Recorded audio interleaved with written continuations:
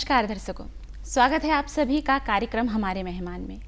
दर्शकों, कहते हैं कि रोशनी सिर्फ चिरागों से नहीं आती, शिक्षा से भी घर को रोशन किया जा सकता है।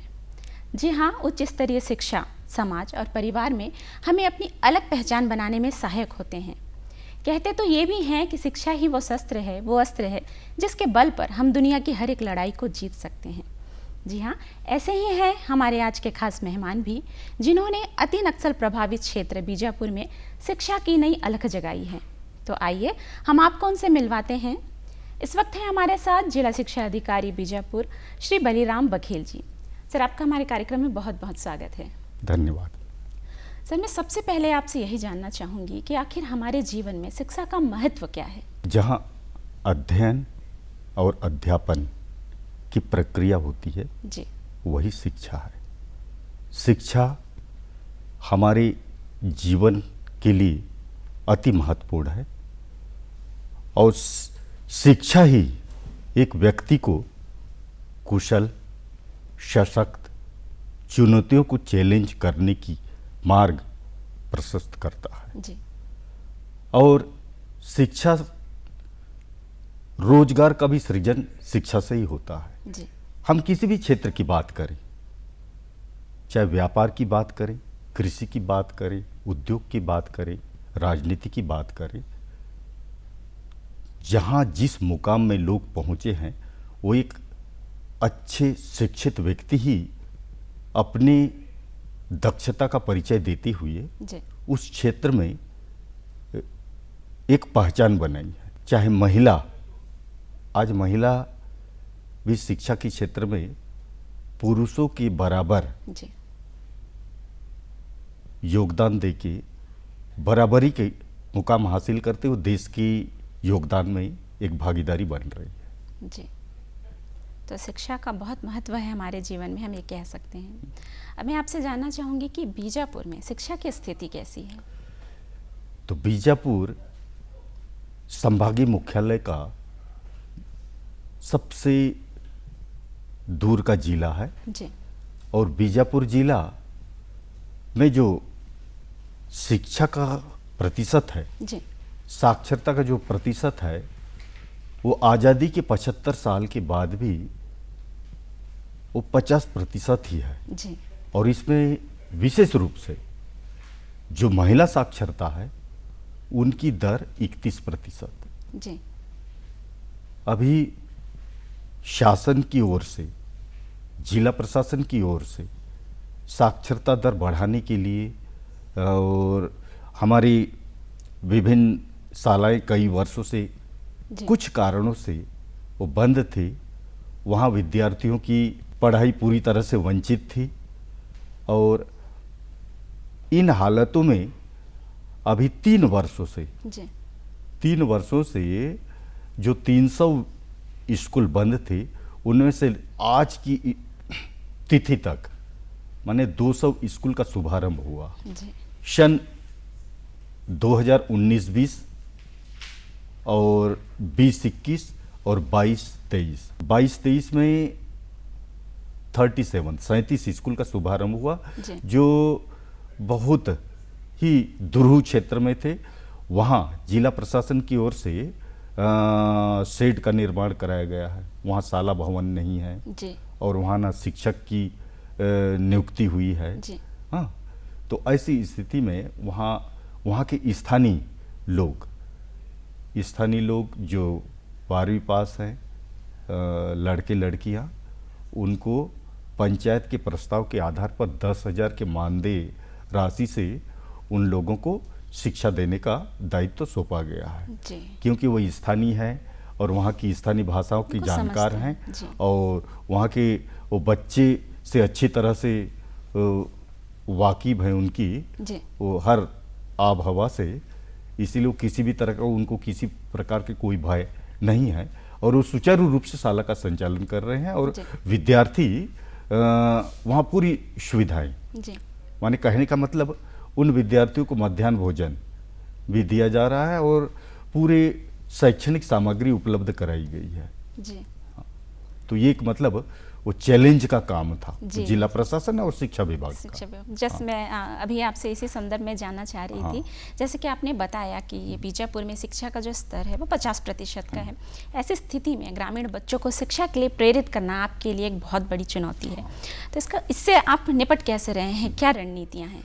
मतलब विद्यार्थियों को शाला प्रवेश के लिए, क्योंकि जी वहाँ के पालक निरक्षर माता पिता हैं, जी निरक्षर माता पिता को उनकी स्थानीय बोली में समझाना, हाँ, समझाना और उनको शिक्षा से क्या लाभ है, जी हाँ, और शिक्षा में से जीवन में क्या बदलाव आता है।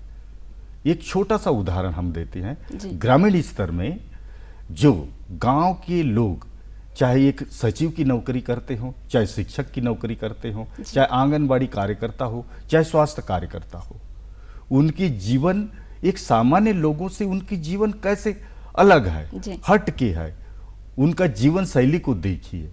तो इसलिए आप अपने बच्चों को पढ़ाइए, क्योंकि शासन की ओर से वो किसी भी प्रकार का कोई फीस नहीं है, उनकी पढ़ाई की पूरी जिम्मेदारी शासन ली है। उनको मध्याह्न भोजन देती है, ड्रेस देती है, निःशुल्क पाठ्य पुस्तक देती है। और जो बच्चे आवासीय संस्था में रहना चाहते हैं, चाहे पोटा केबिन हो, चाहे छात्रावास हो, चाहे आश्रम हो, वहाँ सब निःशुल्क शिक्षा दी जाती है। इसलिए उस ओर धीरे धीरे ग्रामीण और बीजापुर के लोग जी। समझ रहे हैं और अपने बच्चों को विद्यालय में और आश्रमों में दाखिला करवा रहे हैं। जी, इतने सारे प्रयास के साथ अभिभावकों और को- इसमें हमारी पूरी शिक्षा विभाग की टीम, जी जिला शिक्षा अधिकारी, सहायक आयुक्त, उसके बाद हमारे बीओज, एबीओज, बीआरसी, संकुल समन्वयक, जी जिन लोग पूरे ग्राम स्तर में इनकी टीम, हमारी जो पूरी टीम है, जहाँ मतलब दर्ज होने के बाद भी विद्यार्थियों की उपस्थिति कम है, संतोषप्रद नहीं है, जी। वो बिल्कुल मवेशी चराने में जाते हैं, महुआ बीनने जाते हैं, तो वैसे स्कूलों को हम चिन्हांकित कर जी वहाँ शाला प्रबंधन समिति की बैठक आयोजित करके उनकी उपस्थिति बढ़ाने की पुरजोर कोशिश हमारी टीम के द्वारा की जा रही है। मतलब बच्चों को शिक्षा के लिए प्रेरित करने के लिए पालकों को इन तमाम बिंदुओं की तरह द्वारा समझाया जा रहा है। सर, मैं आपसे अब जानना चाहूँगी, जो अतिवाद है ये युवाओं को पथभ्रमित कर रही है, तो क्या हम इसका कारण हमारी शिक्षा व्यवस्था की कमजोरी, हम ऐसा कह सकते हैं क्या? उसमें वो भटके हुए लोग और जिसको थोड़ा समझ, जी वो कह सकते हैं, क्योंकि वो सब हमारे मुख्य धारा से थोड़ा हट के उनको वो शिक्षा का ही कम ही कहा जाए। जी तो धीरे धीरे उस शासन की तमाम योजनाएं ग्रामीण क्षेत्र में, हर ग्राम में पानी, बिजली, स्वास्थ्य सुविधाएं, राशन कार्ड, उसके बाद आधार कार्ड, जी। हाँ, ये सारी, क्योंकि अब लोग एकदम दूरस्थ क्षेत्र के लोग भी सड़क चाहिए, पानी चाहिए, जी। उसके बाद हमको रोशनी चाहिए, ऐसा उनकी मांग। और हमारे बच्चे जूता पहने, अच्छे ड्रेस पहने, अच्छा पढ़ाई करें, जी हाँ, तो जिला जो हम कुछ क्षेत्र के, जैसे उदाहरण के लिए बीजापुर से 200 किलोमीटर दूर के छात्र, जी हमारी जब विजिट होती है तो छात्राएं क्या मांग करती हैं, हमारी संस्था में खेल की सामग्री चाहिए। जी सर, हमको शैक्षणिक भ्रमण, हम जगदलपुर नहीं देखे हैं, चित्रकूट नहीं देखे हैं, तीरथगढ़ नहीं देखे हैं, कुछ को तो बिल्कुल अंतर्राज्यीय भ्रमण भी कराएगा, और कुछ को मतलब ये बस्तर जिले, जी चित्रकूट के जो पर्यटक स्थल है तीरथगढ़, बारसूर ओगरा, क्योंकि वो बीजापुर जिले से वो बाहर, जी उस सरहद से वो बाहर नहीं निकले थे। जी तो दरअसल- जिला प्रशासन जी। ये तमाम उन बच्चों की भावनाओं को, उनकी जो इच्छा को पूरी कराया जा रहा है। जी, यही मैं आपसे जानना चाह रही थी कि शिक्षा के अतिरिक्त अन्य गतिविधि जैसे खेल कूद हैं, या जैसा कि आपने बताया कि वो जो जगह वो नहीं देखे हैं उन जगह के लिए प्रशासन ने व्यवस्था की और उन्हें घुमाया गया, ये सारी व्यवस्था भी उस शिक्षा के स्तर को ऊंचा उठाने के लिए किया जा रहा है। तो सर, ये जो युवा हैं इन्हें पुनः हम सही मार्ग में लेकर आएँ, इसके लिए रोजगार की व्यवस्था क्या है? तो युवाओं को जैसे कि हायर सेकेंडरी उत्तीर्ण होने के बाद जी उन युवाओं को उच्च शिक्षा के लिए जी महाविद्यालय शिक्षा ग्रहण करते हैं, जी और कुछ जिनको रोजगार की तलाश है, जी जिनको रोजगार की तलाश है, उनको शासन की ओर से विभिन्न प्रकार की प्रशिक्षण जी लाइवलीहुड कॉलेज में उनको प्रशिक्षण दिया जाता है। जी ग्रामीण क्षेत्र के वो 10th की स्तर की, 12th स्तर की, हाँ, उनको मतलब मोबाइल वर्कशॉप, उसके बाद इलेक्ट्रिफिकेशन, और जैसे जो केवल मिडिल स्तर तक की ही शिक्षा ग्रहण की है, जी तो उनको मतलब वो जेसीबी वगैरह चलाने की, तो इस तरह से मतलब वो ट्रेंड की जा रही है और जी। उनको रोजगार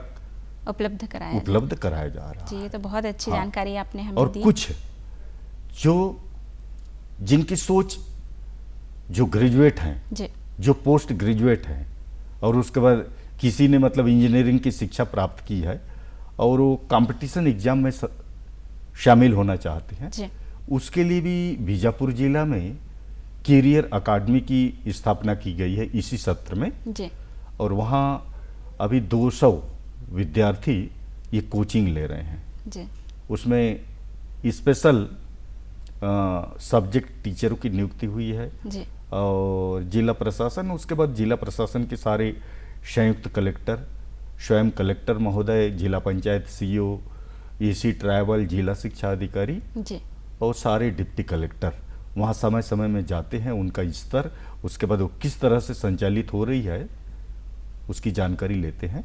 अब इन सभी बातों के तरह हम आपके निजी जीवन के विषय में जानना चाहेंगे। तो आप मूलतः कहाँ से हैं? आपकी शिक्षा दीक्षा कहाँ हुई? परिवार में कौन कौन है?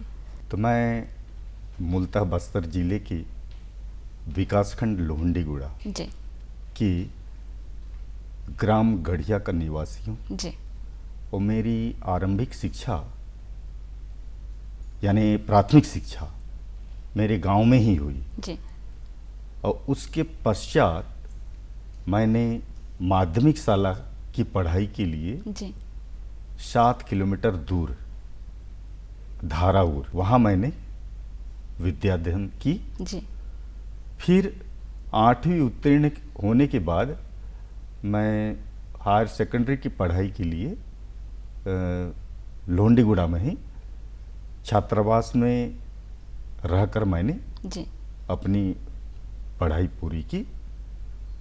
उसके पश्चात कॉलेज की पढ़ाई मैंने जगदलपुर कॉलेज से पूरी की, जी और ग्रेजुएशन के बाद मैंने पोस्ट ग्रेजुएट के लिए मेरे साथी जगदलपुर से बाहर, क्योंकि वो सब्जेक्ट ज्योग्राफी सब्जेक्ट नहीं होने के कारण मेरे अन्य साथी जी उन लोग रविशंकर विश्वविद्यालय शिक्षण केंद्र में उन्होंने दाखिला ली, जी और मैंने यहीं एमए इकोनॉमिक्स में एडमिशन लिया था, और उसी दौरान मेरी गवर्नमेंट जॉब लगने के कारण मैं पीजी की पढ़ाई मुझे अधूरा ही छोड़ के मुझे जाना पड़ा। जी सर।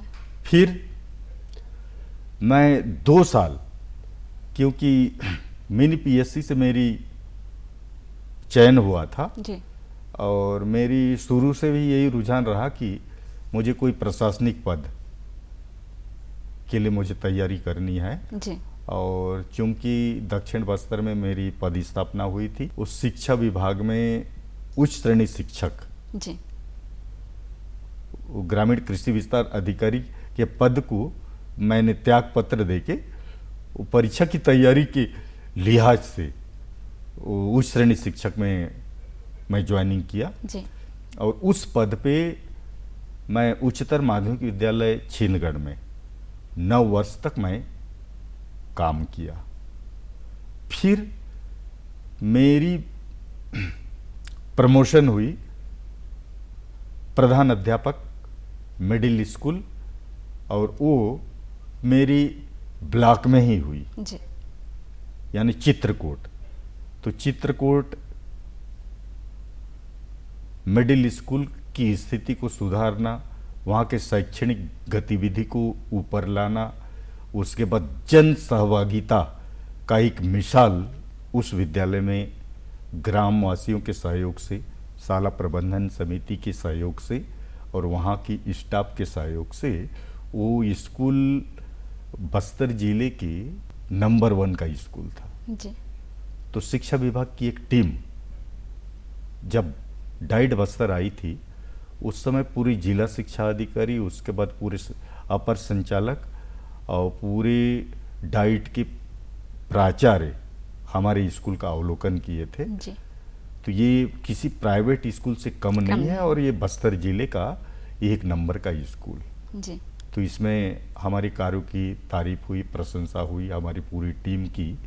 और वो खेल के क्षेत्र में भी वहाँ की कुछ एक बालिका है जी। उस बालिका का आज पूरा प्रदेश नहीं, वो नेशनल लेवल में उसको जाना जाता है। वो कई स्पर्धा मैराथन में जी। वो मतलब कई स्पर्धा वो जीत चुकी है।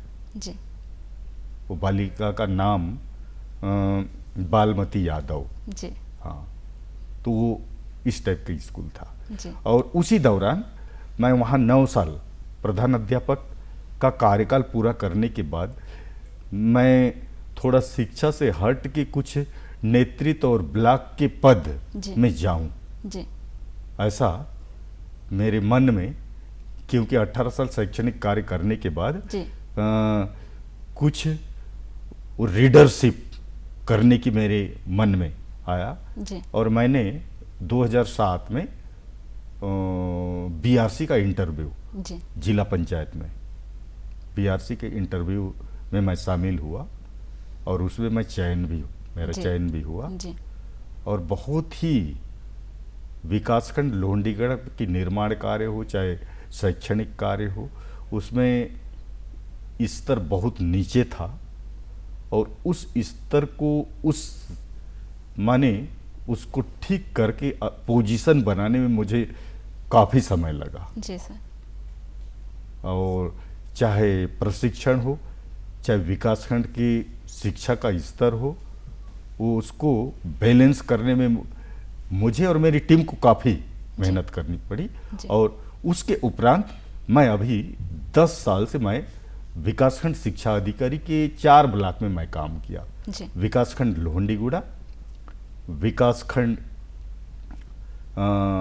तोकापाल, विकासखंड छिंदगढ़ और विकासखंड बस्तर। जी सर। उसके बाद मैं अभी 6 महीना से 13 अक्टूबर से मैं बीजापुर जिला शिक्षा अधिकारी के रूप में काम कर रहा हूं और शिक्षा की स्तर को 2 कदम ऊपर उठाना, जी, ये मेरी हमेशा से लक्ष्य रहा है। जी सर। और चूंकि वो चैलेंजिंग काम है, संवेदनशील एरिया है और वहाँ सबसे पहले मैटर करता है कि वहाँ शिक्षकों का 50% पद अभी भी भरा नहीं है। वो जिला प्रशासन का ये वो है कि शिक्षा दूतों की से वहाँ काम अपन निकाल रहे हैं। जी सर। अब मैं आपसे बीजापुर में बालिका शिक्षा की स्थिति क्या है इसके विषय में भी जानना चाहूँगी। बालिकाओं का भी शिक्षा के प्रति रुझान, जी, उनके अभिभावकों का रुझान बढ़ा है, जी, और बालिकाएं का दर्ज, जी, शालाओं में छात्रों के बराबर ही है, जी। और स्पेशल जैसे कन्या शिक्षा परिसर हुआ, उसके बाद एकलव्य विद्यालय हुआ, जी, ये विशिष्ट संस्थाएं हैं। ये विशिष्ट संस्थाएं में बालिकाओं एकदम जागरूक, जब हम उनके संस्था में अवलोकन के लिए जाते हैं तो बालिका अन्य गतिविधि, अन्य मतलब सहसंज्ञानात्मक क्षेत्र में भी बालिकाएं आगे है। जी और अभी रिजल्ट जी रुद्रारम एकलव्य विद्यालय का रिजल्ट डिक्लेयर हुआ। उस दिन मैंने स्वयं उन विद्यालय में मैं गया था। जी तो मतलब उत्सुकता माने किसी चीज को जानने की जिज्ञासा उन छात्राओं में देख के मैं बहुत खुश हुआ। जी सर। उनको मैंने समझाया कि ग्रामीण क्षेत्र और उसके बाद एकदम गरीब परिवार में जन्म लेना वो बुरी बात नहीं। जी हाँ?